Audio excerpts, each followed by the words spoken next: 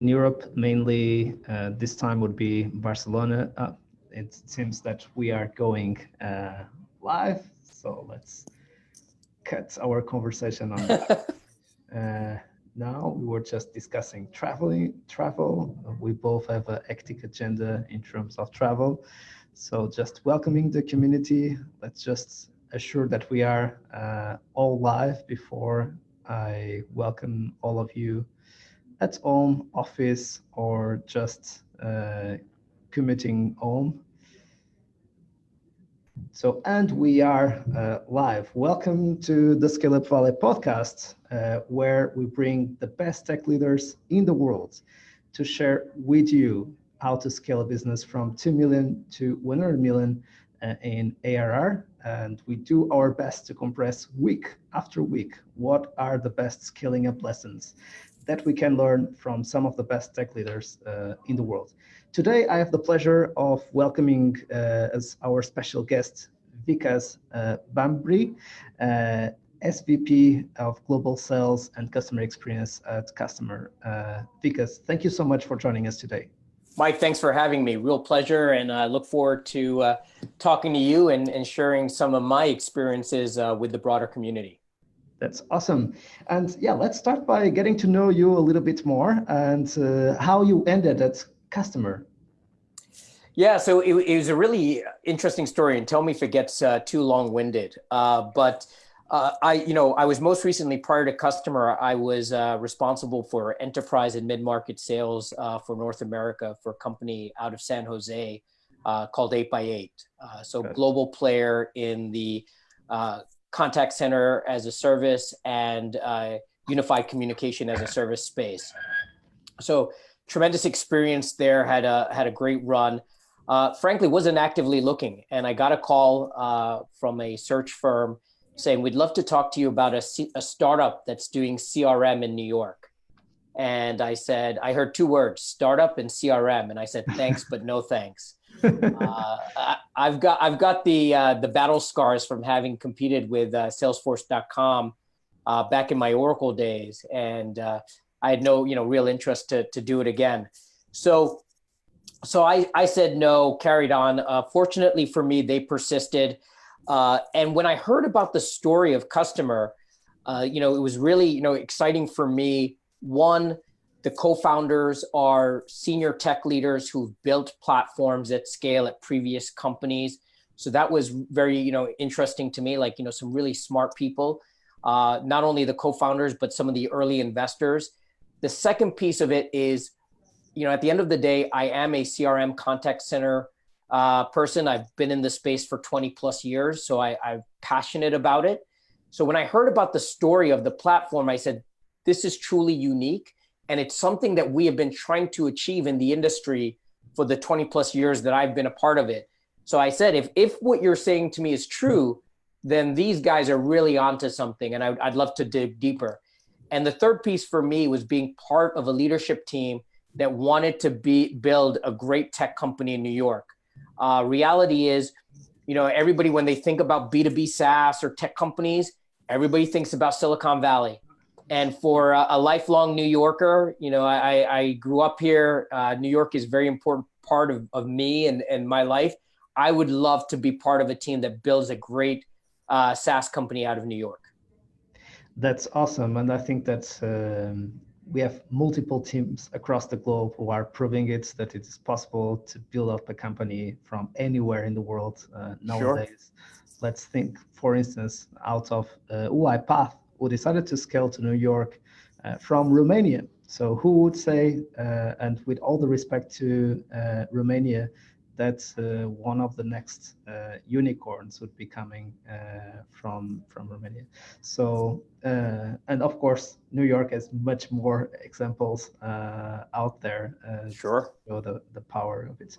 So that's awesome, and that's also part of what we do as a mission, to share with all and to connect people so you can learn from each other and build those amazing companies with amazing leaders. So let's bring the conversation bring into the conversation the 10 Rockefeller Habits. So for the ones who are joining us for the first time today, the 10 Rockefeller Habits are a set of very simple habits, very simple principles that were kind of applied by John Rockefeller, one of the most successful businessmen in the history of the United States, and that he believes was responsible for the empire that he has built. And the Rockefeller habit number one is the executive team is healthy and aligned. And you just said that part of what convinced you to join Kustomer was really the quality of the team. And I would like to ask you, from stage of growth to stage of growth, what we see is that we need always to keep changing something in the leadership team, because of course, a team that helped us to go from 2 to 10 million ARR, or from 10 to 20, 20 to 30, needs to be a little bit different. And sometimes it's not because we need to fire that specific person. It's just because maybe that person is not also having fun, and he or she wants to join another company that now is going through the same kind of challenges and can add much more value there and have much more fun than keeping in the company. So how do you see yourself joining leadership teams who need to go through this transition? And what do you think about this, of the importance of keeping iterating on the versions of your leadership team as you grow? Or even about yourself, your own role. You need to change also your own personality. Yeah, no, that's a great question.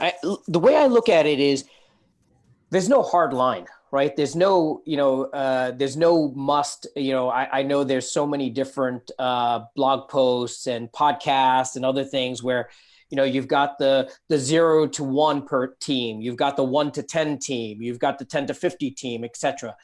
I think it really boils down to a couple of key things. One is the individuals themselves. What are their backgrounds and their experiences? You've got somebody like myself who, frankly, most of my time has been in large companies. I mentioned Oracle previously. I've been at $150 million publicly traded companies. So for me, this was a unique experience to come to an early stage startup and really be part of the team to build it from scratch. So that in itself really boils down to the individuals and their experiences and what are you trying to achieve and where are you trying to go. So I think we're looking to build a big enterprise class software company as soon as possible. So that experience that I bring to the table, that some of my peers are, our VP of finance came from Dropbox, Zendesk, Talkdesk. So he's got a tremendous amount of experience. So bringing in people for really where you're headed, I think is really critical, especially as a co-founding team or a board. The second piece of it is the individual's willingness to learn and grow. You may have somebody that comes in and is perfect for your stage, and maybe they come along for that ride because they're not satisfied in their own experiences and they want to continue to learn and grow. And then to your last point about actually enjoying the role and being part of that growth, because there are some people who, look, I am a builder. There will come a time where, this thing is so well oiled that maybe I'm no longer excited by this. But I think what's very important, especially once again for a co-founding team, is we have so much IP and intrinsic value in this individual. Yes, maybe they have outgrown or maybe they're bored of their current role. Is there something else they could do in the business? Could they go build our European business? Could they go build our APAC business? So I think those are the things to think about as you look at different individuals and their journey. And then most importantly, at an executive team layer, what do you need within the team and where are your gaps? You may find that we're really strong, from an execution standpoint, but maybe we don't have a focus or somebody who's got a inclination to go drive culture or build teams. And maybe we need to add that skill set into our arsenal. So I think those are some of the thoughts that I have. Very, very good point. And assuming that we have the right team in place for each stage of growth, then it comes the very difficult decisions that this team needs to make, or even the CEO needs to step up and take the final decision when we are not able to do it as a group. And that's a little bit about, or a lot about, the Rockefeller habit number 2, which is everyone is aligned with the number one thing that needs to be accomplished this quarter to move the company forward. So kind of doing the exercise from the BAG, or the big area audacious goal, the long-term vision, and coming back to the next quarter and having also the vision for what is the midterm, the 1 to 3 year milestones that we want to achieve to get to our BAG. And this can be related with serving mid-market or enterprise. This can be related about launching product 2 or product 3. This can be related with launching 2 or 3 geos, the APAC region, etc., etc. And usually we always believe, and especially when we are scaling, that we need to add much more layers to scale faster, and nothing is more counterintuitive, because this will slow us down. So yeah, really saying no, no, no, no, and what we always learn about, it's super difficult to do in action, because we also have the fear of missing out any path to grow. So how are you able to manage yourself into your own team, and also influencing with your experience your leadership team, to assure that you are not trying to do too much at the same time? Sure. So if you think about a large company, right, you can set annualized goals, because frankly, if you think about it, you're sitting there January 1 as a leadership team, you set an annual goal. By the time you actually get the organization to pivot, to start focusing on that goal, you're basically a quarter in. So you really have 6 months of execution before you start thinking about the next. At an early stage company, I think it's fundamentally different. And what we've done here is we have quarterly focuses. So what we do as an executive team is we have a quarterly offsite where we go together, we get away from the office, right? So we can completely shut down and focus. And for 2 or 3 days, we come out with what is our execution plan for that quarter. So basically we use an OKR methodology where our CEO has his OKRs that then trickle into his leadership team. We then come back to HQ, and we then share that with the entire company, so they understand what our CEO's OKRs are, and then how they impact each department. So each myself as the head of sales and CX will then roll it out to my team and my directs, and so on and so forth. And then what we do is we make sure that on a weekly basis, we as a leadership team are managing against those OKRs. How are we tracking against them? What are the obstacles? What decisions need to be made? On a monthly basis, we share status updates of those OKRs with the entire company. And so then myself, at my level, is I make sure that I'm tracking them on a weekly basis with my leadership team, and expecting them to do it all the way down to the individual contributors on their team. So we have a really tight cadence around that. We have to be able to make nimble decisions. We're in a very competitive space against some very big competitors with deep pockets. So we have to be able to pivot, because every day for us is a new learning, right? Every customer meeting that we go into, we learn something that might actually change the way we approach our business, which is extremely exciting, but also puts the impetus on us to have an open communication and open dialogue around what we're seeing within the business. That's a very good point, and you kind of brought in the Rockefeller habit number 3, which is all about this cadence of accountability, of communication, moving top down, bottom up, very, very quickly. So we discussed nowadays a lot in SaaS about tripling 3 times and doubling 2 times. For the ones who have never heard about this, so usually it's how you get to 2 million ARR. Let's assume that this is clear product market fit, and now you are into the scaling up journey. You need to go from 2 to 6, from 6 to 18 million. This is triple 2 times, and then double 3 times, which is from 18 to 36, 36 to 72, and 72 to 144 or 100 plus million. So if you do this, you would scale your business in 5 years. Let's say that you have mistakes in 2 of those years, you would have 7 years. And if you have another 3 years to get to the 2 million or product market fit, you have a decade. So that's typically, and this is world class. Very few companies are able to do this. So which show us that we always need to be, after getting to product market fit, doubling or tripling every single year. As the VP of sales, you have a lot of pressure inside every single meeting in the leadership team to understand how the KPIs are moving forward and how much growth are we unlocking. What do you think about this rule? Is this realistic for you? So what is your position according to this trend or theory that we are now preaching in SaaS? So Mike, first of all, I will say the rule is spot on. And then you'll see why I'm grinning, because I don't know if you know the origination of the triple, triple, double, double. That would be awesome if you don't know.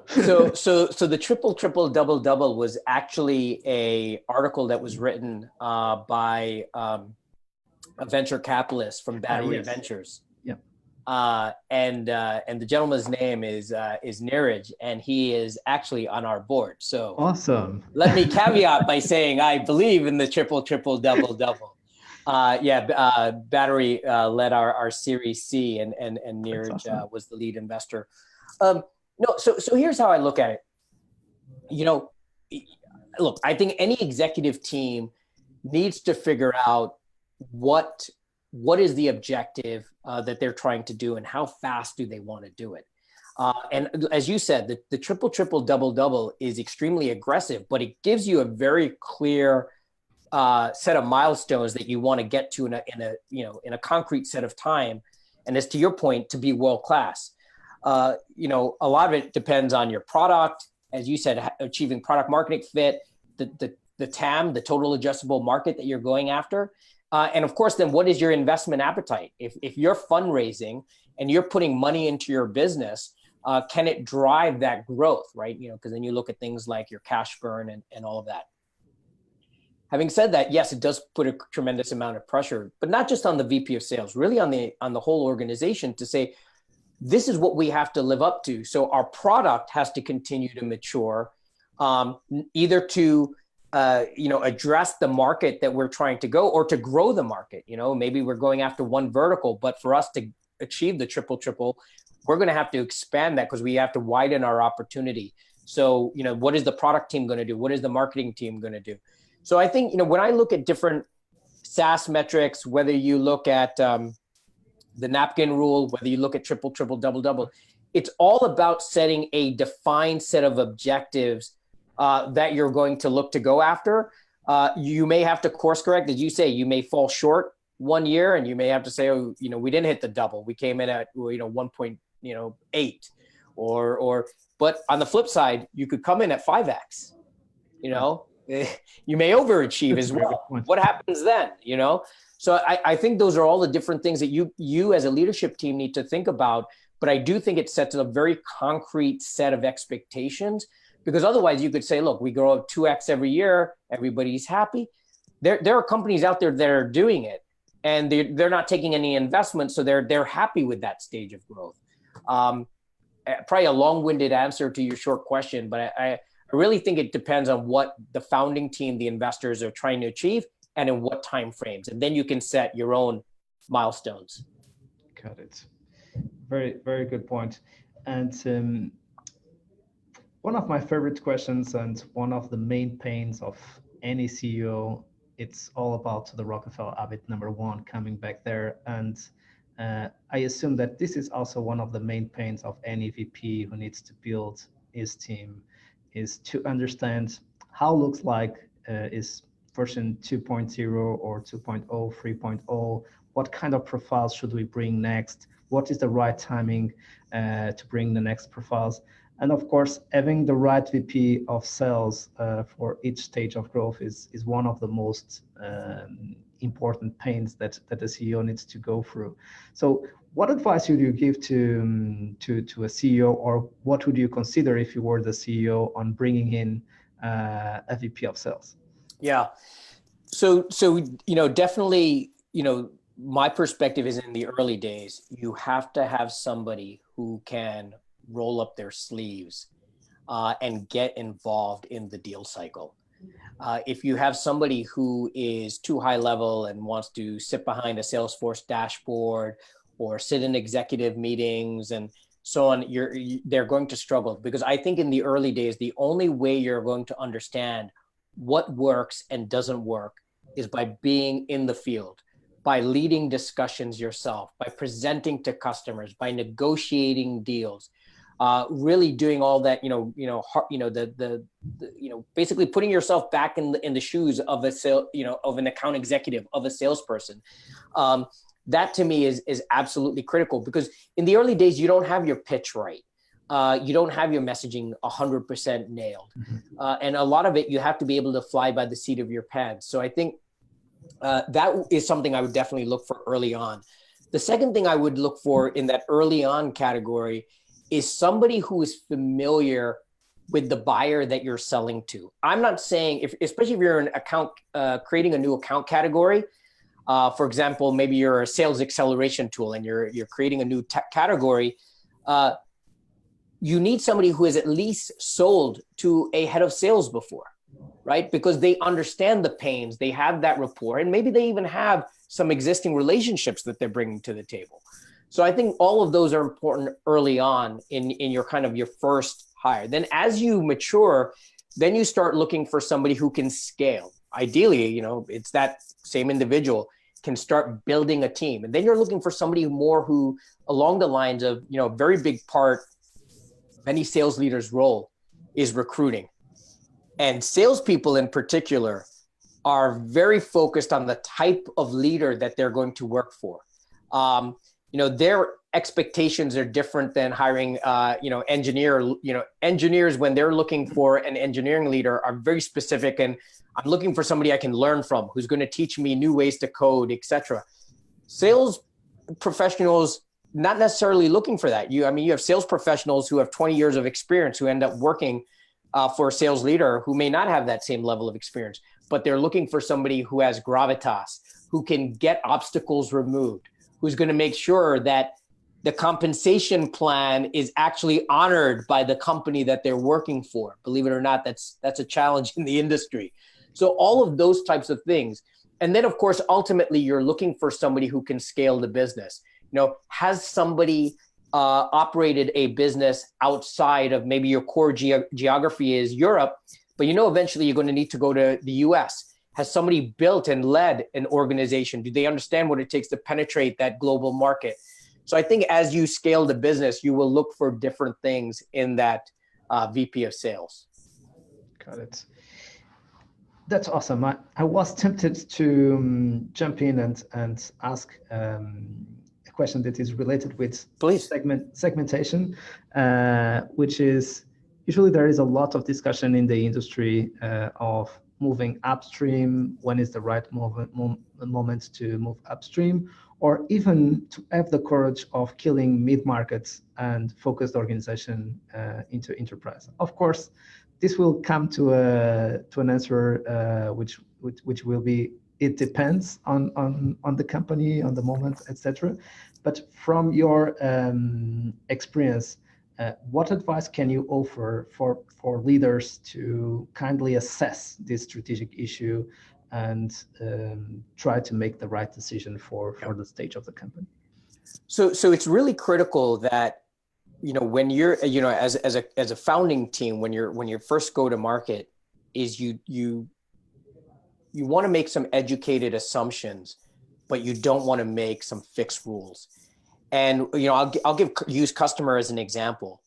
Brad and Jeremy, our co-founding team, their previous company was in a similar space, in the contact center space, but very focused on SMB. And so the entire model that they had previously created was around self-serve, easy setup, and really catering to the SMB market.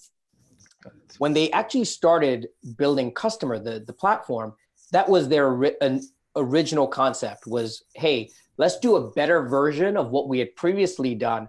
But the entire mindset was to go after that same market, the SMB contact center market. what they learned within a quarter of their go-to-market, so kind of the initial beta customers, the early launch customers, was the value proposition actually spoke to a more sophisticated organization, a mid-market enterprise organization. And they had to pivot. And obviously they had some great influence and insight from their board at the time, but we need to pivot. And so they brought in myself, they brought in people that could go and cater to taking us from what was originally conceptually an SMB platform to a mid-market enterprise play. So I think that's really key, is don't preconceive where you're going to sell, who you're going to sell to in the early days. Let the market kind of make that demand, for lack of a better term. The second piece of it is, don't also, at the same time, once you start getting that market traction, to the point you said about going mid-market to enterprise, don't jump too far ahead. Where I see people doing, I was recently talking to somebody at a company, pretty mature company, that decided they were going to come into this fiscal year, and because one of their competitors was doing really well in the large enterprise, they were going to create a team that was going to go after large enterprise. They didn't have the product to support it. They didn't have the marketing. They didn't have the motion. And after a year, what I heard is they're going to scale it back. My approach would have been, why not do a test? If your core business is the mid-market, why don't we not set up an entire team, but one or two individuals or some members of that marketing team who maybe are best sellers, go in and try to see if we can penetrate these enterprise accounts. Do we have the product? Do we have the value proposition? Do we have the ability to generate leads and interest? And then once you get it, then it's like, okay, now we've got one, maybe two. Now you put a bit more firepower behind it. So that's kind of the approach that I've historically taken, is you want to kind of punch slightly above your weight, and then put, it's kind of like, here, push behind it, and then take incremental steps. You make big steps and the rest of the organization is catching up behind you as a sales leader, you're basically setting yourself up for failure. That's a very good point, is really being humble and listening to the markets and not trying to go against the markets.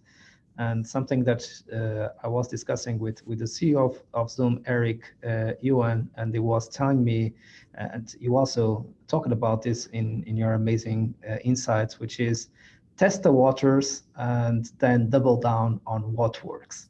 And I found it very, very simple, but very, very wise and very, very difficult to do. We tend to be anxious to make the decision and then completely commit to the decision and stop listening. So we made a decision. We don't want to think about this. We don't want to change, and then we stop listening because we are completely trying to find out points that validate our own decision, and we are not flexible to change the course.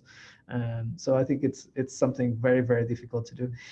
Very good. And we are coming to the end of the show, and so much more questions that I would love to ask you.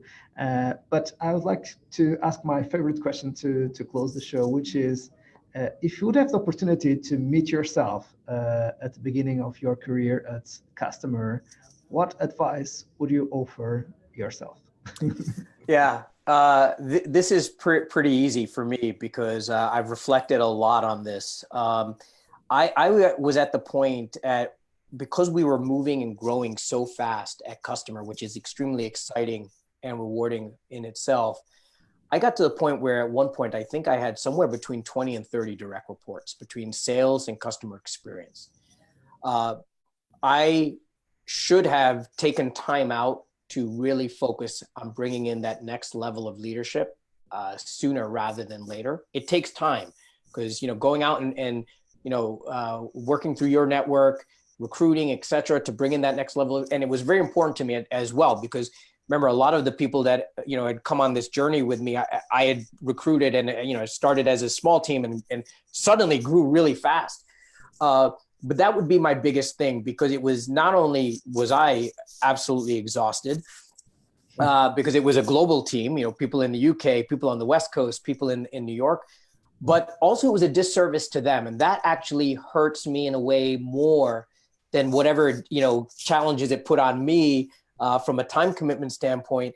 I didn't think I did a full service to these individuals, my team members, and their ability to grow in the early days and really, embrace the journey they were on, right? Because I was giving them, flyby, 15 minutes, I can give you 5, and so that's my kind of feedback to my younger self, and also to a lot of people that are in my position that are starting out at early stage companies. I'm like, look, whatever you do, bring in that next level of leadership sooner rather than later, even if you have to go fight for the budget, whatever it is, because it will help you and it will fundamentally help your team in the long run.